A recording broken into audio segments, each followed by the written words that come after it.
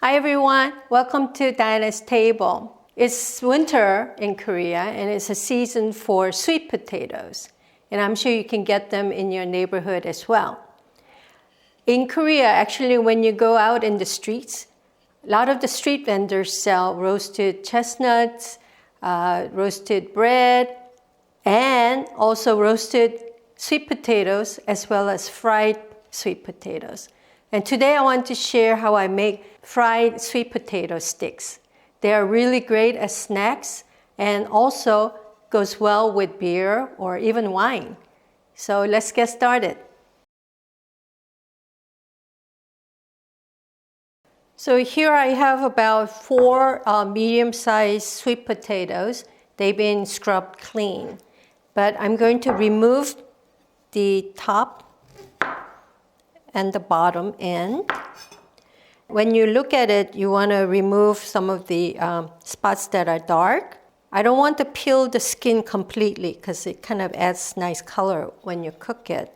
So we'll just remove spots that are kind of dark and dirty. So I'm going to cut the sweet potatoes into thin matchsticks. Of course, you can use the mandolin, but I prefer to just cut it by hand. To make sure that you don't hurt yourself, just cut one side thin. And you want to cut it long because they're supposed to be long and thin. And lie flat on the table. Spread it out. And we'll cut it into, hopefully, almost even slices. Because these sweet potatoes also have a lot of starch, I'm going to soak it in water. It's important to soak it in water to remove some of the starch. So once you soak the sliced matchstick sweet potatoes in water for about 5 minutes, you should drain it. You can already see the water has become sort of, almost white. The starch has been removed. So you want to remove it from the water and drain it. And of course, you have to pat it dry or let it dry naturally for a couple hours before you put it into oil. But I'm going to pat it dry today. To make it easy for me to pat dry, I'm going to take a small tray and transfer sweet potatoes and lay them out flat. So it's easy to pat down. Just pat it down gently. You don't want to break the sticks. So into a bowl or container, I'm going to line it again with fresh towel. Transfer the potatoes so that they're completely dry.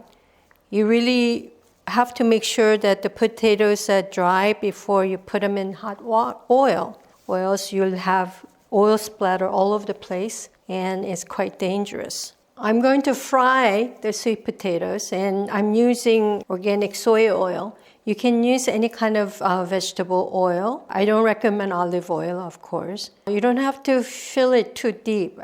Because they're very thin sticks, I will fill probably just 1/3.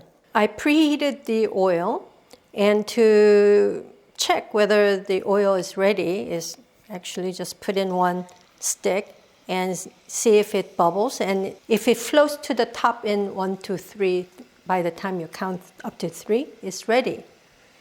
You can use the temperature checker, but I usually like to do it this way.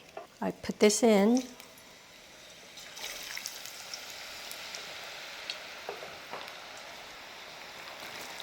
Don't put too many all at once, just because you don't want the temperature to go down completely.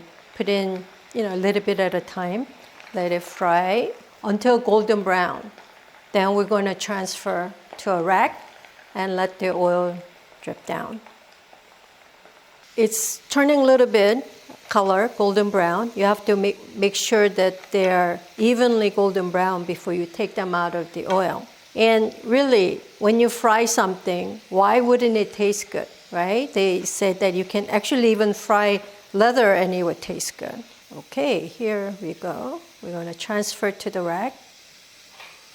And when you transfer to the rack, spread them out because that way you can keep them crunchy. I put the next batch in.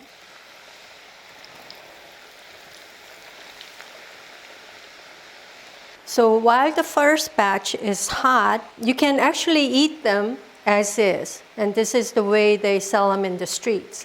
But if you make them at home, you can add a little bit of a special touch by adding cinnamon sugar. So I will put the cinnamon sugar on top. So we'll wait for it to cool down a little bit before we eat it. So we finally fried all the potato sticks. As I said, because this is a street food, I like to serve it in paper cup just to make it more casual and also feel like you're walking in the street and just bought this fried sweet potatoes. So just put them into a cup with all the matchsticks sticking out. As I said before, this makes a really perfect combination with beer or even wine or even just as snacks. So we're all ready. You can actually eat it as it is, or again, here I have the one with the cinnamon sugar. It's personal preference. And I hope you'll enjoy it this winter. Happy snacking and happier eating.